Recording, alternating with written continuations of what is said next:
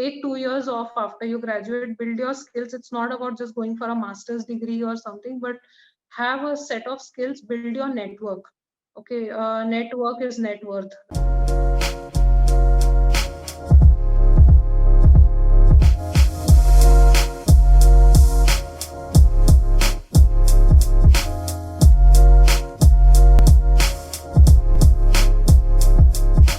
Hey guys, welcome back to the Akh Gyan podcast, and this is our very first episode for the year 2021.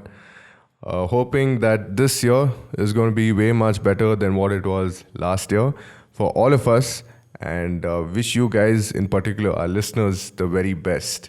All right, so in this episode, we have with us a very special guest, Devashri Gatak, who is the founder of Renovate. She is also a graduate from Dr. D.Y. Patil of Architecture in Mumbai, and she has over 12 plus years of experience in the architecture and real estate space.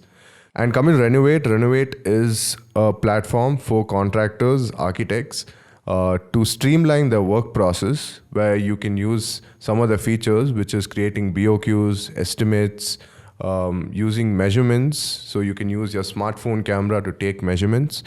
And they have a lot more features in their app. So you can find the app in the Play Store. I will be putting up the link below in this video. Do check it out. It's definitely useful for you as a contractor or an architect. And they have a lot more features lined up this year. So you get to streamline your work, manage your business better. And that's where the future is headed, where tech helps architects manage their work and help execute designs even better. So what are you going to learn in this episode? Devashri is going to be taking us on her journey in architecture, how she got into architecture, and then eventually how she transitioned into startups. What Renovate is all about, how they started, the various challenges they faced, what plans they have for the future. Plus, she also gives us some great insight into how startups run, the funding in startups, and a whole lot more. So this is definitely an episode for the entrepreneur architect out there. And hopefully it brings some kind of value to you all. If you do like the episode, please do like, share, and subscribe to our YouTube channel. And if you're listening to this on a podcast player or platform, please do leave a rating and review as well. So that's about the intro. Let's jump straight to the episode and get to hear what Devashri has to share with us and her journey into startups and Renovate. Let's go. Great. Let's kick things off. Give us a background about yourself and, how you got into architecture. And then we'll jump into other topics. Yeah, right. So, so like any other person, who's joining architecture, I was very good at drawing. So everyone said you must get into architecture, which is a misconception now that I know. So if you're a good artist, you must get into, and you have good grades, you must get into architecture. So, but that's not the story. Originally, I wanted to either become a very differing choices I had when I graduated, like from 12th when I passed. I either wanted to be a fashion designer or a biotechnologist. Okay. And I didn't want to become an engineer or a doctor. So I had the process of elimination. But yeah, I mean, I knew someone who's an architect, very close family friend, and I saw the kind of work that they've done, and it was somehow, everything coming together, and I felt, yeah, I could explore this as a career option. And even if I don't like it, later I can diversify into something that I like probably. But yeah, I wanted to stay close to design. Yeah. All right. And your experience in architecture school was, how was it? Was it like really good or? Yeah, so I come from after the 12th, I used to come from a very academic kind of a background, always studying and, getting like top grades and stuff. So once I got into architecture, it was a whole new world for me. Like, as a first year, right? I'm sure it's like I can relate to that. Yeah. Yeah, so I just couldn't relate. Like, what is going on? Where are the books? What are we supposed to study? But yeah, I mean, it was like I'm getting grades for just sketching and expressing creativity and stuff like that. So it was quite interesting. But I realized in the first and second year that it was what I was probably cut out to do that. Somewhere I'm getting a chance to express myself. And my professors also, we had like two very different schools of thoughts, which kind of had a balance. Like one school was like, exploring deconstructivism, Mm-hmm. brutalism, all that, theory, and getting into like the questions that one is supposed to ask about architecture. And the other school of thought was like, what is there, just, copy and just make those Yeah, yeah. construction details. The whole class has the same construction details. Services like that same services detail from 1970s are being carried on, and, Yeah, get to yeah. so we had these two very different schools of thought, and that somehow led us to question a lot. That is there a better way of doing this, and is there something so that we don't know, probably maybe it's out there. We didn't have the power of internet like we do today. So this was, yeah, way back in 2008. So it was Okay. not like we open Google and everything just comes up. It was a dial up connection. We had to wait for a long Yeah, time. yeah. So yeah, so it was a very different world at that time. And where I really enjoyed my time in college was also that we were one university which had engineering, medical, Mm-hmm. law, a lot of things. And incidentally, like a lot of my friends from college, like from 12th and school, they kind of went into all these different courses. So we always used Okay. to keep interacting with Nice. people from other yeah, from other lines. And that kind of led us to kind of get into a process of thought that, oh, you should network. This is what I tell the Mm-hmm. students of today also. Don't be constricted into your own line. Talk Yeah. to others, know what's happening everywhere. There's so much happening outside. Yeah, Yeah. exactly. And coming to that, you've like diversified into like, I mean, a lot of architects want to get into startups, but tell us about your startup journey, how you got into startups. And also before the startups, something which I came across is that you completed 150 projects in 3 years, right? So I don't six know how years that's possible, but 6 years. So I'll tell you how. So I was taught never to take any small project. It's a project, right? Even if someone tells you that you do a TV unit up, I would give it my all. Okay, I'm doing a TV unit. I have to do the best TV uh-huh. unit, and like that. So I Okay. mean, I wouldn't say all of them were like big, high scale. I'll be Yeah, yeah. honest about it. But yeah, on my record, I have like 150 clients who are happy. Okay, nice. So as a freelancer journey. So I have done architectural projects, I've done furniture design, I've done product design, like Nice. everything that's possible I've explored into. Mm-hmm. So even website design for a couple of my friends, using like whatever tools, little bit of tools using aesthetics. Yeah, so I mean, I have considered all of them as my projects, my babies during my freelance Oh, time. nice. All right. Yeah, then I used to write very actively during that time, because as a freelancer it gets very isolating at times. Mm-hmm. I mean, you're just on your own, kind of Yeah, not yeah. talking much to the outside world, just getting into work. So I used to spend a lot of time writing, and I used to enjoy that as a process. All right. So if you ask me about the projects which I've done as a freelancer, I mean, the biggest challenge was to get those projects. Mm-hmm. Right. So I think my time in office and college really helped me, because the networks that I developed, the projects they didn't want to take up, they used to tell me, hey, you want to take this up, and that's how I got a foothold. Okay. Maybe they didn't have the expertise into that level. So sometimes they used to tell you, just take it up and finish it off for me. And that is how I built up my portfolio. And this was in one So of the main cities, right? In Mumbai in and Mumbai, Pune, yeah. yeah, yeah. Yeah, Then generally most. diversified into Karnataka, Bengal. Okay, So great. wherever I used to get work, like I used to take it up. So it was good fun. It was a good journey. Okay. But how come I mean, you have like 150 projects of experience, so that generally means that you start your own firm, you start practicing architecture. Yeah, that was a thought, but like I said, I wanted to scale up, and Mm-hmm. it's not about having 150 or 10 projects or Mm-hmm. 200 projects in your belt. You can have as many as you want. But somewhere I felt that it was getting a bit repetitive for me, because Mm-hmm. I mean, the same kind of things people expect, that you've done it there, now I want the same kind of a look, feel, whatever. So somewhere I felt I've done it all, and I want to get into something more challenging and something that's a real problem to solve, probably. Mm-hmm. So this was one avenue that opened up, that hey, it's a big challenge, that the digitization of contractors, of designers. Mm-hmm. So that was something which came up as a challenge, and we had a prototype developed which won an award from the government of India Awesome. as one of the top 50 startups that are set to change. And that kind of led this momentum, that if the government of India has recognized it and we've got a grant for that, there is definitely a potential that we can explore on a larger scale. And that's how we came to Renovate. Yeah. Okay, great. But I just want to know, like, your transition. Like, generally an architect, right? We're stuck in this bubble where we know only how to draft and do 3D reviews, and Exactly, and and we that's my can't really get message out to. of the bubble, right? So, like, how did you It start? is tough. It is Yeah. tough. I mean, once you get comfortable doing a certain thing your way, like it's only a matter of exploring softwares. Like from AutoCAD, you might go to SketchUp, from that to Rhino, to that to BIM, Revit. It's a matter of just getting tools and getting upgrades in your software Mm-hmm. knowledge, or say a little more complicated design, a little Mm-hmm. more, I don't know. I mean, that's what I would.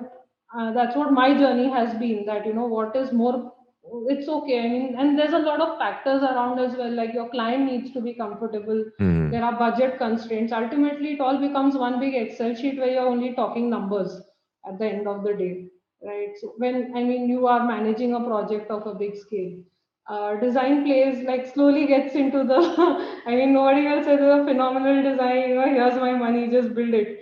So that is where you kind of get comfortable that I have done this, so this will also work, this will also work, and then you kind of restrict yourself. Mm-hmm. But it's a very difficult path, I would say, to transition from something that you're so comfortable and so well adjusted into, and getting into something which is like a completely new environment. But now that I've spent like close to 2 years into this domain and understanding how it works, I understand that the virtual space is not too different from how we envision the brick and mortar spaces. Right, right. So, of course, there's a screen. It's only you are subjected to a screen, and your user has to be comfortable in that screen. Ultimately, there's a UX design involved, there's a UI design involved, and it's not too different. And it's like how your user is comfortable using your product. All right. So, ultimately, it's all a design challenge, and it is I would say architects have a huge scope of getting into startups. So by definition, a startup is a business which is like an exploratory thing. It's not been done before. So I've heard many people misuse this term, like I have a startup architectural office. No, your office is a Yeah. business. It's not a startup architectural office, or it's not a startup lawyer office. Okay, Uh-huh. unless you're getting into something new. Yeah. And yeah, so that's how the definition of a startup comes up. So that's the whole idea, that it was difficult, but I would encourage people to explore ideas, to scale up, to give real solutions, to actual problems existing out there. Yeah. And that is what my message would be. Yeah. So no matter what the means are, whether it's a startup, not startup, business, whatever it is, but always figure out solutions. Yeah. And it also must have been like a series of failures till, you hit that. Absolutely. Yeah, yeah. Yeah, yeah. So failures are a part of life, right? I mean, you can't, even as an architect, like sometimes things may work, sometimes things may not work. You may have visioned it out in a completely different way. And then, when it finally all comes together, and it may not even be your mistake. It might be the contractor goofed up, or, the clients didn't want to spend at all, and they just, Yeah. went ahead with the thing. So failures are, but it's like what you learn from the failures and what you take from it and move on. Hmm. So it's one step at a time. It's irrelevant, like you may fail so many times, but it really doesn't matter. You have to just keep going. I mean, it's all like sounding very cliche, but Hmm. you have to just pull it through. I think persistence and just this tenacity to Hmm. build up, then your failures don't you don't reflect on your failures as failures. You're like, okay, it was part of my whole journey, it's Yeah. fine, happens. Yeah, but generally success doesn't come right off the bat. It'll take those, No, it'll it take a doesn't. number of years of experience and all that, and then eventually even after you hit success, you still not satisfied, right? Even that is also part of the Absolutely. So it's like how you measure your success and your failure. It's yeah. just as simple as that. What is your parameter for measurement? So every big name you see, they will have a failure story. Yeah. So yeah, there might be challenges. I like to call them challenges because I've not yet like thrown in my cap and said, hey, I'm done with this and it's over. Uh-huh. There are challenges, there are things you are not prepared for. Sometimes it may be from the business side of things, sometimes it may be from the product side of things, sometimes it just may be a stupid mistake that you overlook. So I wouldn't say call it a failure. It might be a challenge. You just All right. have to pull through and overcome. Yeah. Could you tell us more about Renovate and what exactly this company is all about, and how you guys are helping the construction industry in a way? Sure, sure. So the idea of Renovate came up when demonetization happened.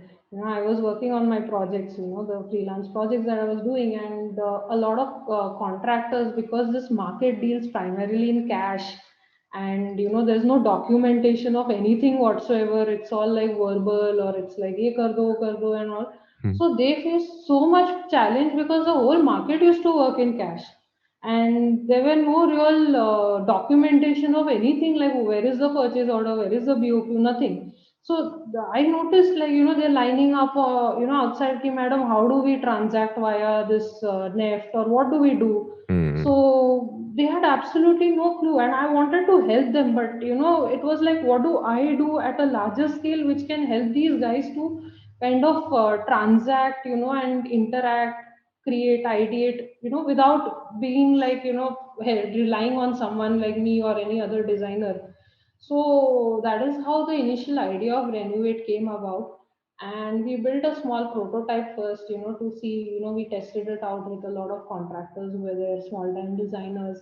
And the feedback that we received was really good. Like, yes, I understand this. It is something so simple to use, but I can, kind of use it to get my projects managed. I can manage all my projects and all.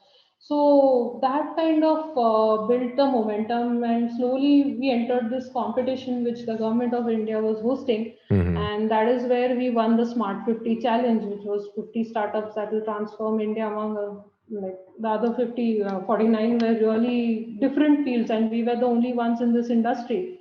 And that is where, a lot of people took notice that, oh, this is a big problem. Nobody's gone into this depth before. Maybe this has potential.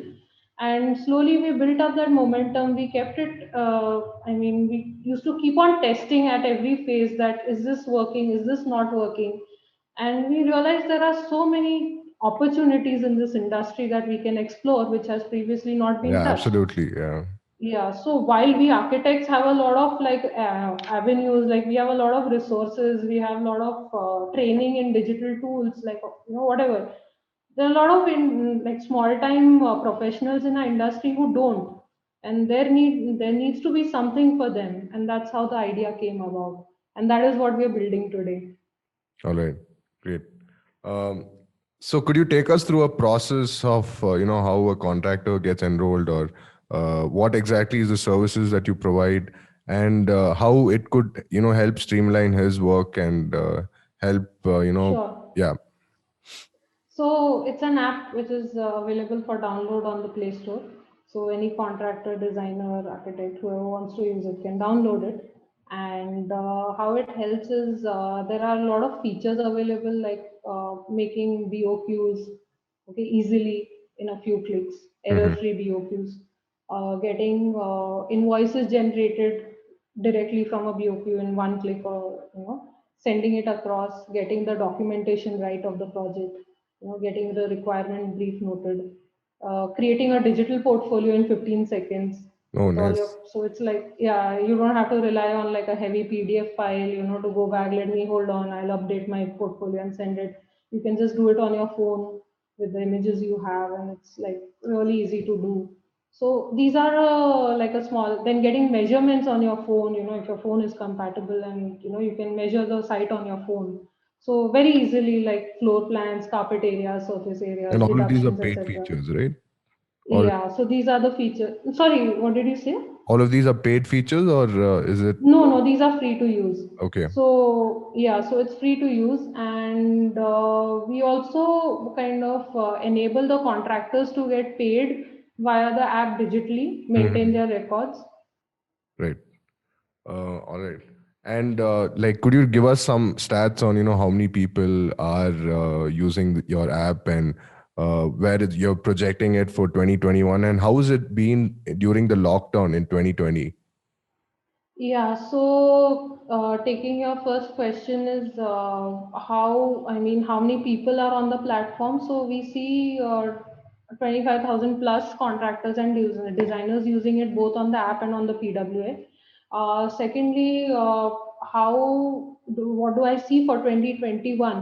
I see a big move into digitization for this industry. Mm-hmm.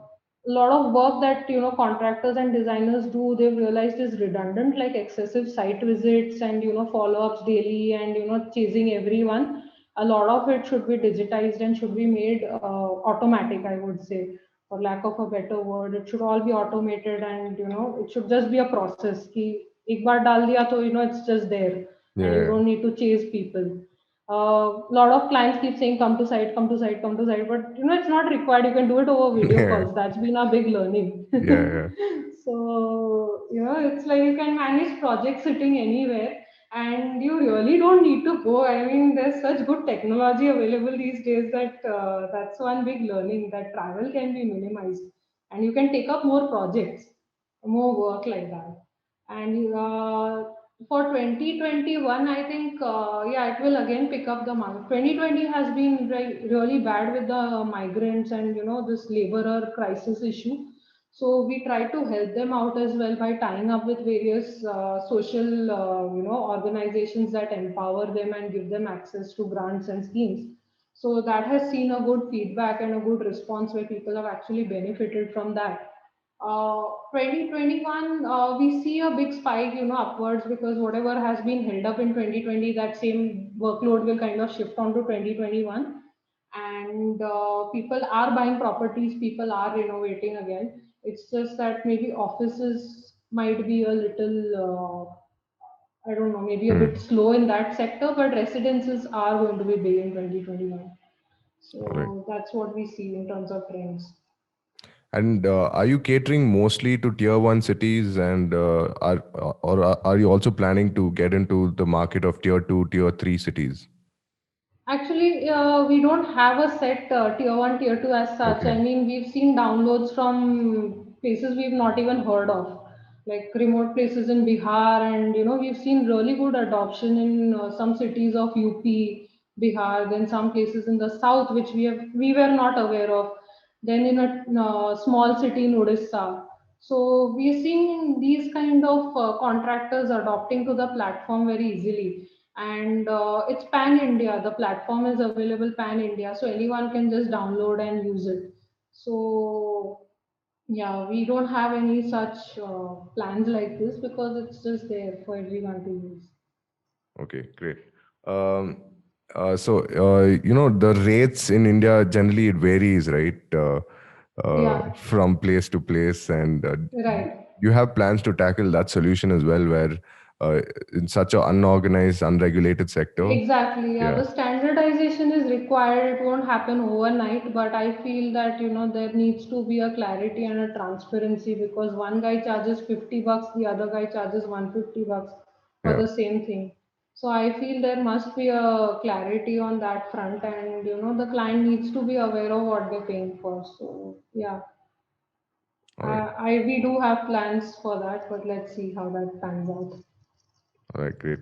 Uh, Tell us more about how a startup generally runs. Is it like generally I personally have more of an idea of an architecture firm how it runs, and I don't really know how a startup runs. Do you have HR? Do you have sales? Do you have like how many different departments are there part of a startup?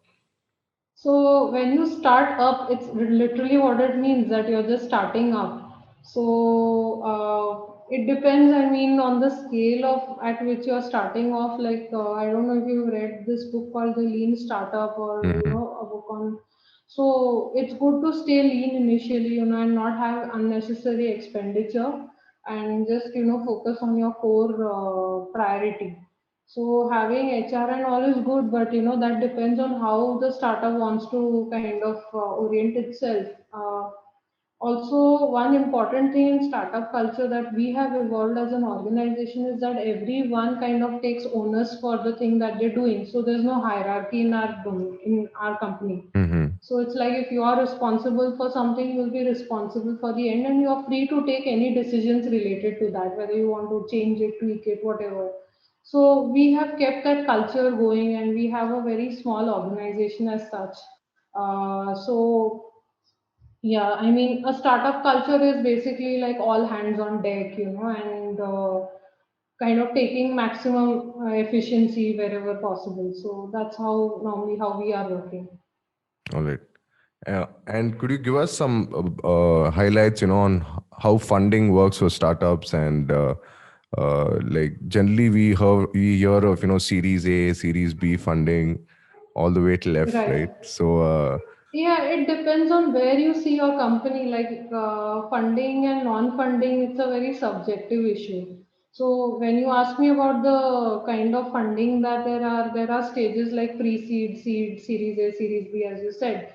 So it all depends on the growth, the traction, the industry, or tackling. Different investors look at different things, and mhm. sometimes it's also on the what the founder has done so far, and it depends on the investor to founder and all.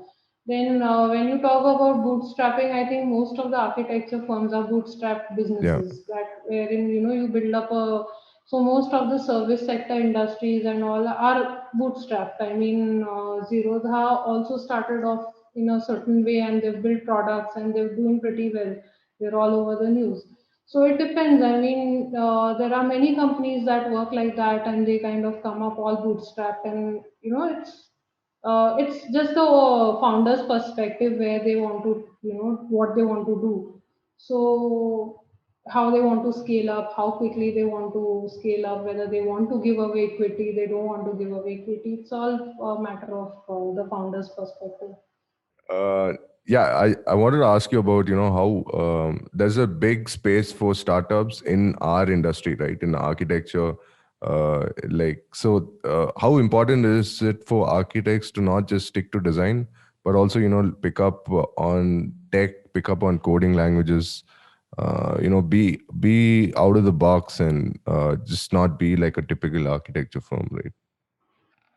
That solely depends, I mean, on the architect. Like, see, as I said earlier, that it depends on your comfort level. Do you identify a problem and do you want to take up, full?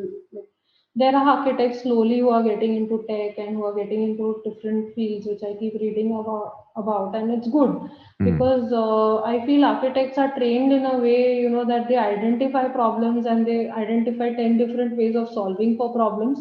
So I feel they have a good mindset in terms of startups, but sometimes they're very rigid also. Like, Hmm. I've done this in a set way and I don't want to change from that. So that's also a big problem that architects sometimes even I face. Hmm. So yeah, so I would say there's a huge scope. Like, Pinterest was founded by some architects, and one architect was the founder among the three. And then WeWork, I mean, that was also a co-founder was an architect. Hmm. So there are these different segments, where architects have been involved and have built very successful companies, and they have given their creative and their insight into it. So the idea, I wouldn't say like we work the tech stack needs to be like you need to be on top of everything, because there are people who will do that for you.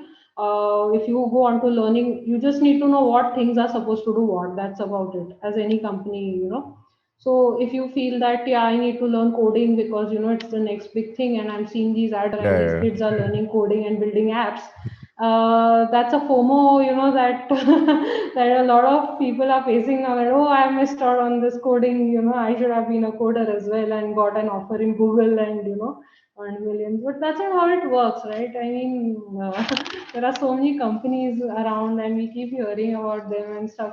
So if an architect, I would say the easiest way would be like, as I said, when you are in college, you meet all these different faculties and yeah. you meet all these different streams. Like, just talk to them, you know what everyone is doing. And Tech, yeah, definitely. Like I see architecture nowadays to be, I don't know. I mean, that's just my personal opinion that architecture, like a lot of processes are pretty redundant in Hmm. the industry, which Yeah. I had a big problem with. So, I mean, I thought I should explore. That was my personal journey. That this redundancy was what got me out of that comfort zone and CAD kind of drawings got all it. the time and Sorry. CAD drawings and a lot of SketchUp and all that, right? Yeah, I mean, it was like, later on, like somehow I felt that design as a product was not getting valued anywhere. It was just like sitting, like, हाँ ठीक है, this guy can also do, that kind of a thing. The minute you hear, you feel that design is not the hero here, it's only numbers.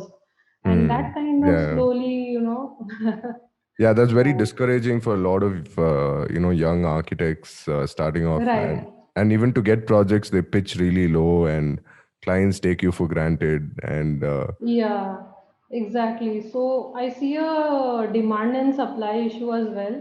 Like hmm, there are so many freshers who are graduating, and every day we hear that, there are these things that, the salary is not right or yeah, whatever it is. So somewhere, yeah, there is a big demand and supply issue, Forget leads, like leads are a secondary thing, but hmm, it's also the way, these architects are coming into the industry and, they're not getting what they would have preferred, and somewhere it's very discouraging. hmm. So All right. I'm just going to share my screen and share the website, which is Renovate, and maybe you could just take us through what exactly how contractors create project estimates or what it is. yeah, so you have the screen which gives you a direct link to the Google Play Store. You can just enter your number and download it. And let's just scroll. Yeah. Yeah. So yeah, those are some of the, yeah, features. So we are in the process of updating our, website.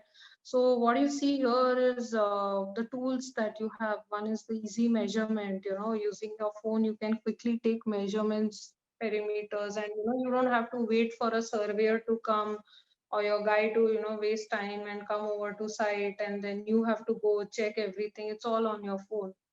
You get easy calculate, which is like once you're done with your measurements, you get your areas, so carpet area, surface area, perimeter. We've also added deductions to this now, so all your windows, doors, and all are documented.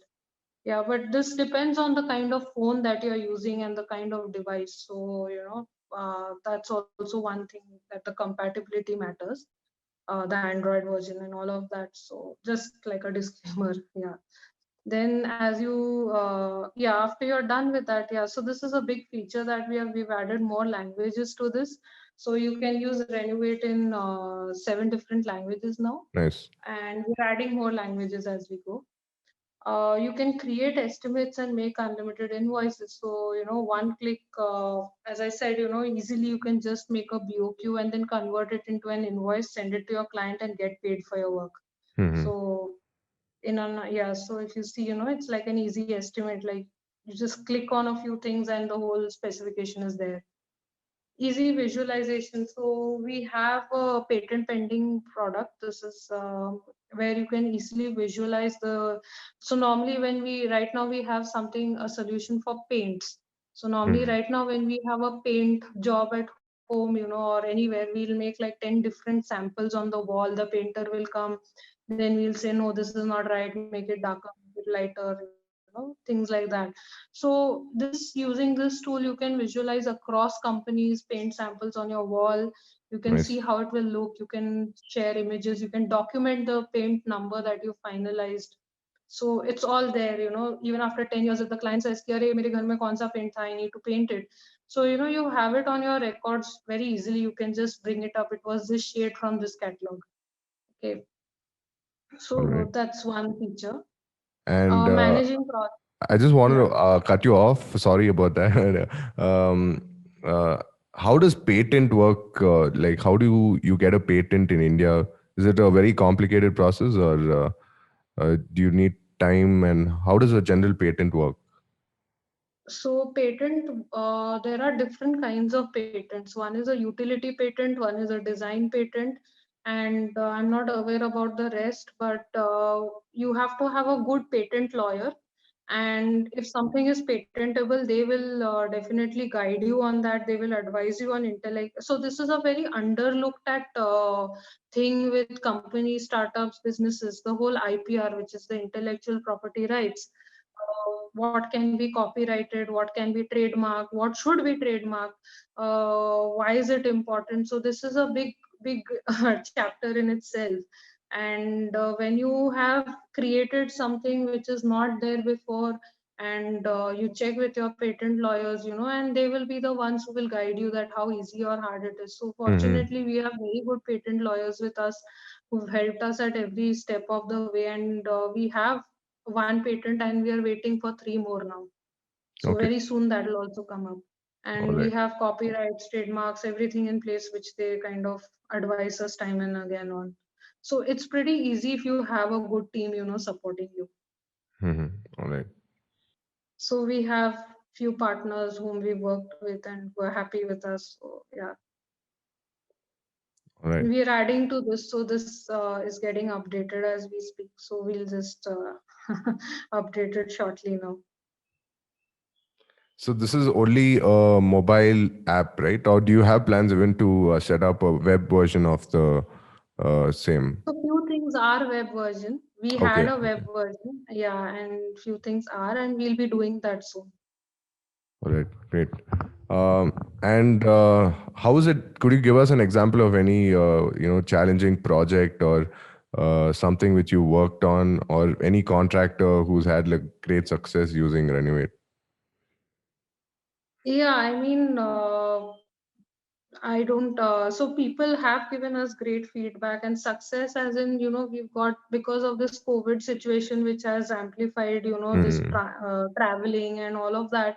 So, we have heard from contractors.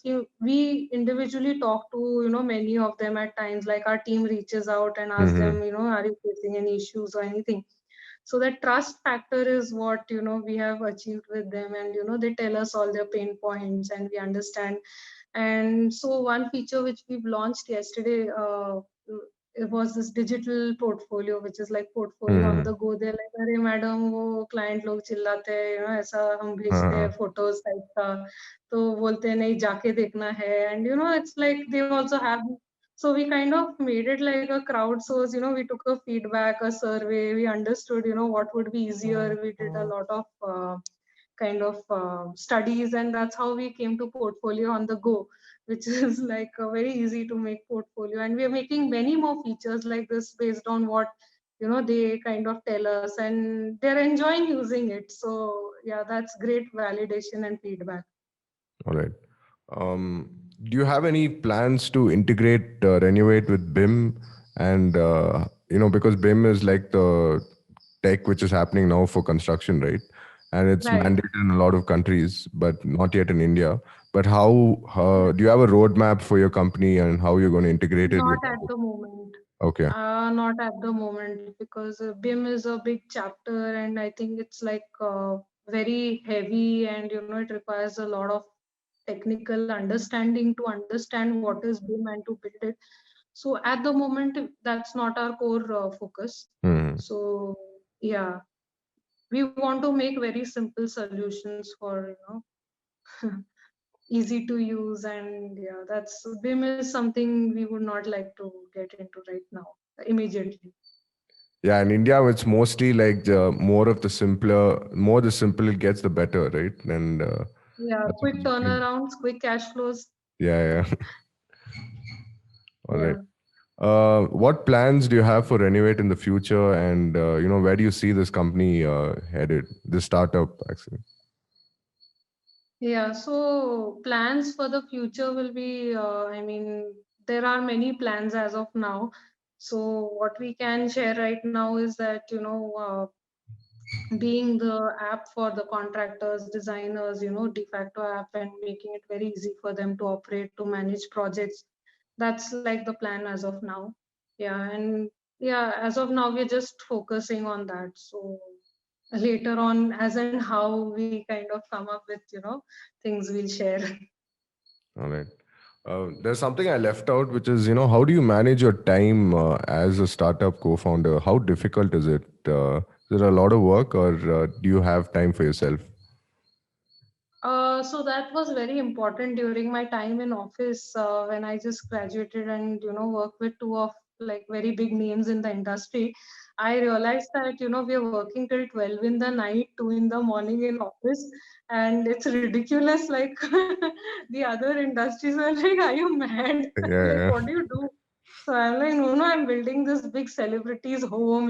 It's like he'll come in the morning at 8 and I have to present at 2 and I have to finish my model. yeah. So I don't, it was like that and it was very normal for me. And at home, like my parents had given up, like, what is going on? Why are you doing? Yeah, exactly. What is Yeah. this industry you got into? Like Hmm. that. So yeah, so that I mean, even in both these offices, I felt that time management was the issue that as a fresher, like I'm having to work till 10, 11 on days, Hmm. and there are Even on changes the next. weekends. Yeah, weekends. Yeah. But yeah, I would say that yeah. So one of my office was very good in that aspect. Like we never, like maybe once or twice in 4 years, I have gone on a weekend. So that is, but the pressure was there, and I have worked till 10 in the night and all. So it was good fun at that point of time. But now looking back, it's like I wouldn't want any of my team members to do that unless like really it's needed. So in our office, our policy is at 6 o'clock you shut down and you leave. Okay, Okay. give time unless it's like a product release or something like really crucial which needs that kind of time. Hmm.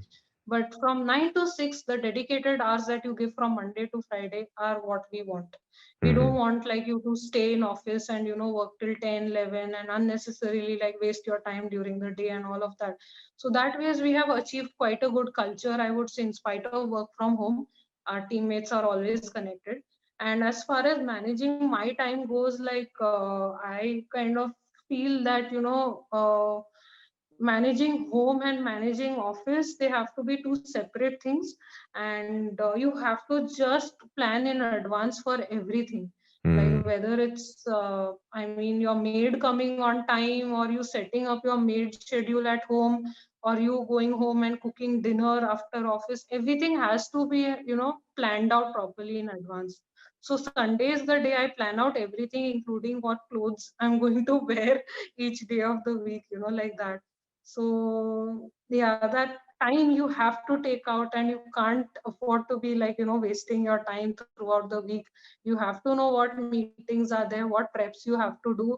You have to reach on time every time, and even if it's a Zoom meet, you have to be there like 5 minutes ahead, prepared, all of that. So yeah, that's Yeah, and one hope thing I would like to.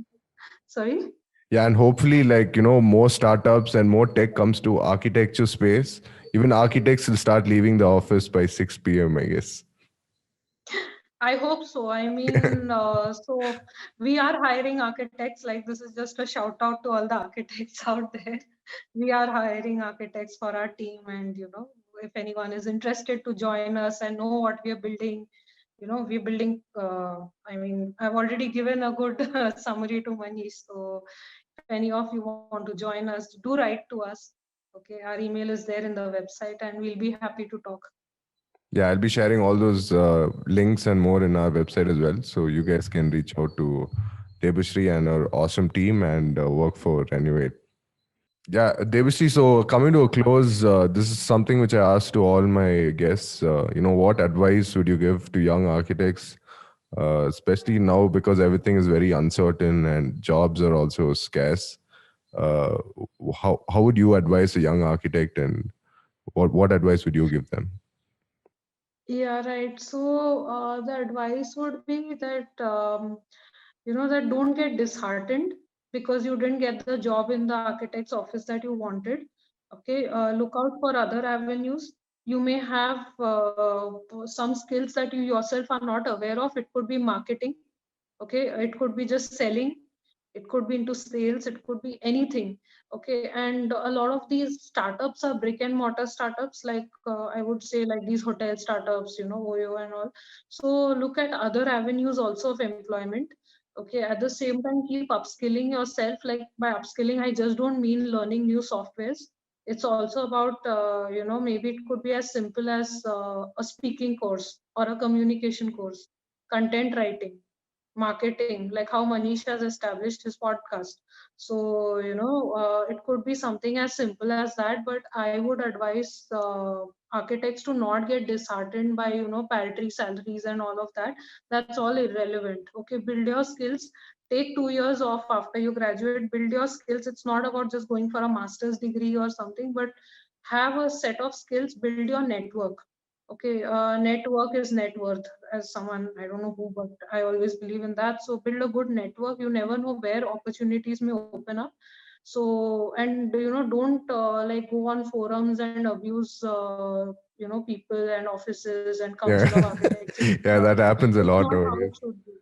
Yeah, it's not the right way of doing things, and it's not the correct way of doing things. Council is there, they're doing their work, but at the same time, you need to take the initiative to kind of, it's not they are nobody's lookout, right, for you. You have to upskill yourself. So whether it's writing, whether it's marketing, whether it's learning UX UI, whether it's learning something completely new, just see what is the pull of the market. Like understand the market. You have 5 years of experience. See where the market is heading. What is the demand in the industry? Just because you've studied 5 years in architecture doesn't mean you have to only make like brick and mortar buildings or make interiors. You can do a lot of other things. Okay, so add value to whatever you do, and it might sound like very preachy, but think of yeah. So think of new things that are coming up where you can add value. What are your skills? Align them and just go for it. You're just a fresh graduate, you have nothing to lose. Yeah, I think that was some solid practical advice that you just gave us. So I'm sure like a lot of listeners would benefit if they, implement and go ahead with that advice. Yeah, so I mean, that was the advice that I had to give to the fresh architect, that don't get disheartened.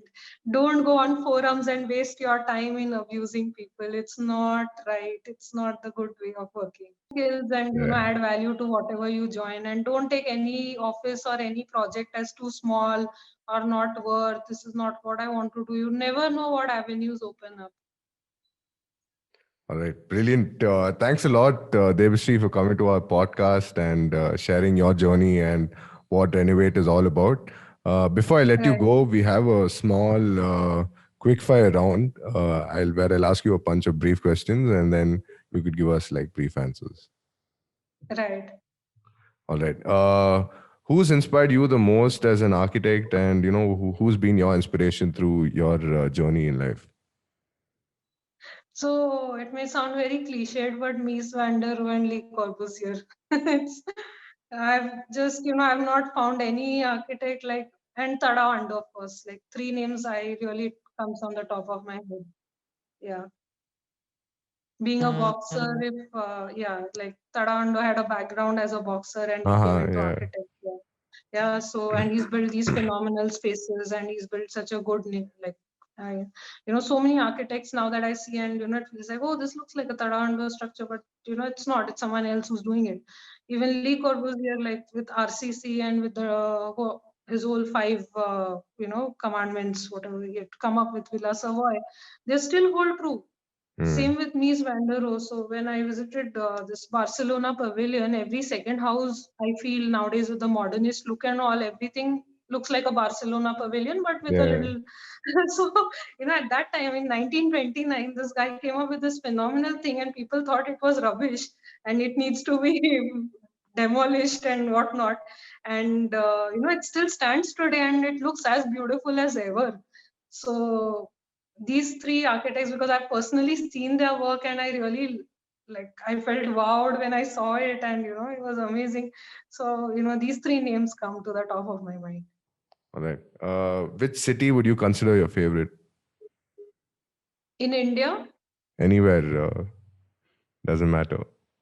I have not been everywhere, so I don't know. I have a good answer to that. But so far the places I've visited, I think Mumbai is obviously close to my heart. Navi Mumbai, of course.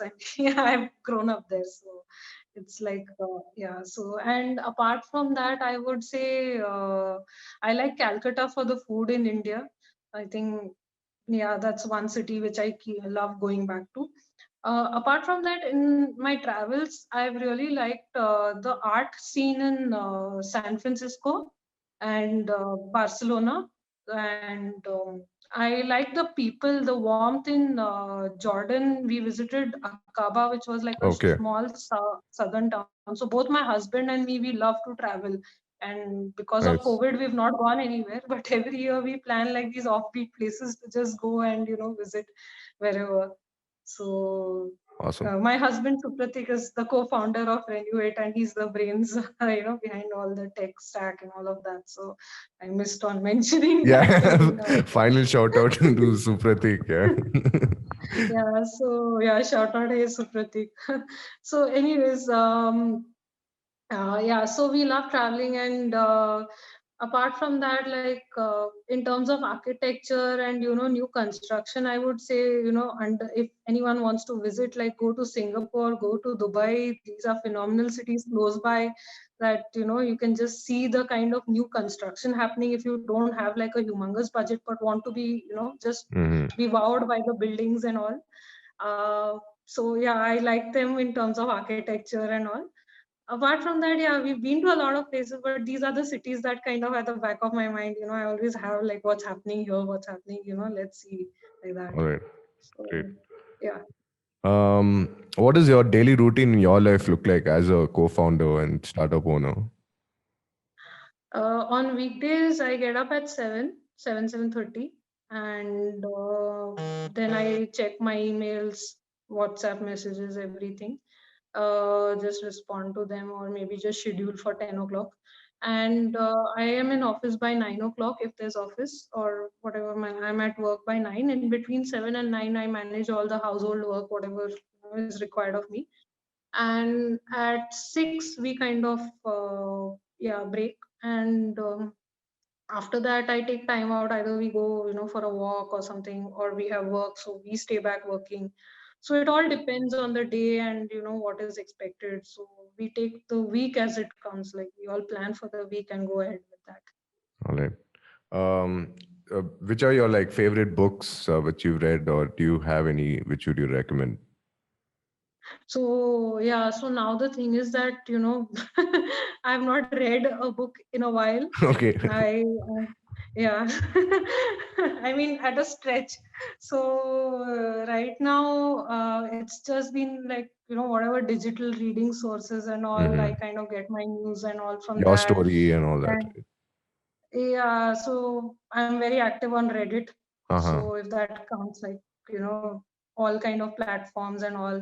I read a lot of like theory at times, but there are spells where I go into this reading mode and I end up reading for 2 or 3 days, and then but that's not happened of late Yeah, yeah. because it's You're been consumed by crazy. work. Yeah. So it's like I shut myself off and I get into reading if I have to read something, a book, and I can't leave a book halfway.